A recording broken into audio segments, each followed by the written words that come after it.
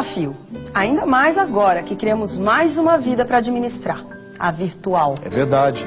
Fazemos amizade e encontramos os amigos quase que só na internet. Fora que a gente segue a vida de quem nem conhece. E vai imaginar quem é que está seguindo a nossa. A que ponto chegamos? Guardamos nossa intimidade na internet. Fora a quantidade de informação que nos chega a todo instante. Parece que nossa cabeça vai precisar de banda larga para absorver tanta informação. Isso se a conexão não cair, né? Mas será que toda essa avalanche de informação nos deixou mais sábios?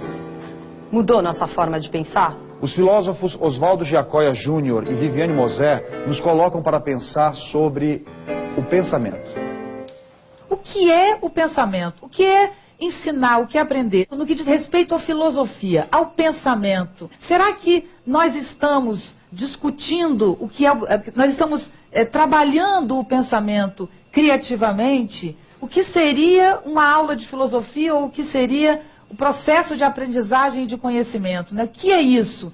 E como os meios, a tecnologia trouxe uma revolução dos meios que é tão marcante e que deixa todo mundo ainda surpreso e eu diria perplexo e muitas vezes paralisado, né? Nós temos um processo de transformação extremamente afirmativo e bacana no mundo inteiro acontecendo e ao mesmo tempo nós temos o retrógrado convivendo com o novo o tempo inteiro. Então, para a gente, ser humano comum, que está no dia a dia, que está convivendo, estudando, aprendendo, nós ficamos num caos, né? No entanto, esse caos já se configura, já existe alguma coisa que a gente pode identificar nesse caos no que diz respeito ao pensamento, né?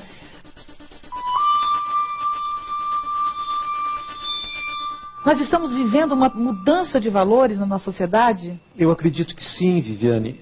Eu, aliás, estou convencido de que nós vivemos um momento histórico de transformações profundas. E essas transformações afetam a nossa compreensão herdada do humano. Se, desde algum tempo, o próprio conceito de natureza humana foi objeto de um certo descrédito, e hoje nós, a rigor, não temos mais apreço por um conceito tão metafisicamente carregado como o de natureza humana, por outro lado, torna-se evidente que a nossa própria autocompreensão como seres humanos passa por um processo de transformação radical. Eu não me refiro aqui apenas ao problema da engenharia genética, da decodificação do genoma, da possibilidade cada vez mais iminente de produção tecnológica e industrial de seres humanos. Eu não me refiro, portanto, apenas a este processo hoje preocupante de instrumentalização daquilo que seria a base somática da nossa personalidade. Eu me refiro sim a um processo de que talvez esta ameaça seja um dos resultados e um dos resultados mais importantes. O processo a que eu me refiro é justamente aquele processo de que nós somos historicamente herdeiros, a saber, nós somos herdeiros do processo do esclarecimento. Fiat lux, faça-se a luz. A frase bíblica ganhou um novo significado no século XVIII. Século das luzes, a luz da razão, a luz da liberdade, da igualdade e da fraternidade. Sapere aude, tenha a coragem de servir-te da tua própria inteligência. Esse é o lema do iluminismo, também chamado esclarecimento. Quem disse essa frase foi Kant, um dos mais importantes filósofos da época. Era o início de uma nova etapa da civilização. A Revolução Francesa e a Revolução Industrial mudaram a sociedade e a economia. O iluminismo revolucionou o pensamento. O esclarecimento se apresentava para os homens e as mulheres do século XVIII e daí em diante como a possibilidade de emancipação do gênero humano por meio do livre uso do seu próprio intelecto. E, portanto, com o desenvolvimento e o progresso da razão, em particular com o desenvolvimento da ciência e da técnica, o homem, enquanto espécie, se colocaria, enfim, em condições de resolver todos os seus problemas a partir da dominação da natureza externa e da natureza interna. De tal maneira que a ciência e a técnica, ou seja, a plena emancipação do intelecto, nos tornaria capazes de humanizar a natureza e naturalizar as relações entre os homens. Essas transformações que estavam, por assim dizer, no nascedouro do processo da ilustração, a saber, que o progresso material, turbinado pela razão, geraria necessariamente uma elevação moral e política do gênero humano, acaba por mostrar os seus limites. E nós estamos vivendo justamente a experiência desses limites.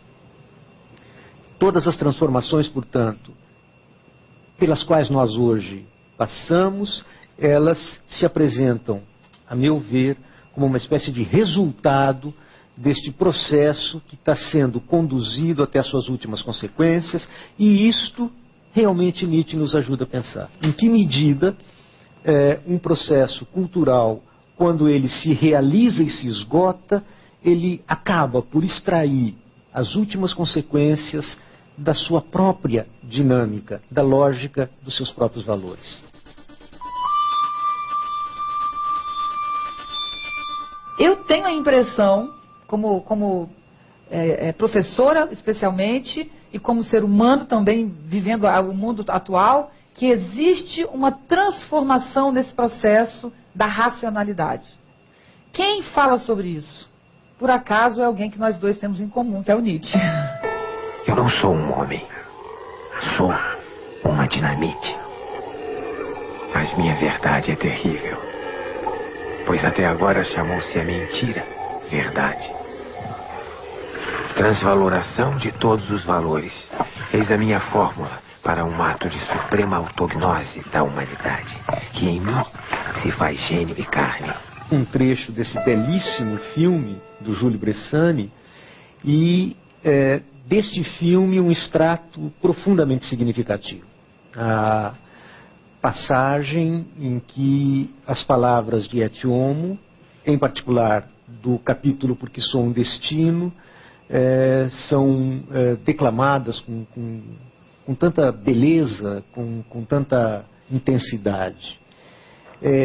E justamente esse trecho, em que o Nietzsche mostra com muito vigor e com muita clareza a sua própria autocompreensão, a partir do destino da filosofia. Não se trata de forma nenhuma de uma postura distanciada, neutra e erudita do pensador em relação à tradição cultural a que ele pertence, mas ao contrário, Nietzsche se autocompreende como um momento dessa história e como um momento decisivo dessa história, como um momento em que, por assim dizer, a cultura do Ocidente, a nossa própria civilização, realiza um ato supremo de autorreflexão e de autocrítica. Nietzsche se entendia, então, ao mesmo tempo como autor e personagem dessa história. Ele é, ao mesmo tempo, aquele que promove essa história na condição de filósofo, mas ele também é objeto dessa história na medida em que o seu próprio vir a ser só se torna compreensível porque está inserido nesse movimento de tornar-se consciente de si, da nossa cultura, especialmente dos nossos valores, em particular da nossa moral. A palavra de ordem que aparece nesse texto é justamente a ideia da transvaloração. A transvaloração é o vértice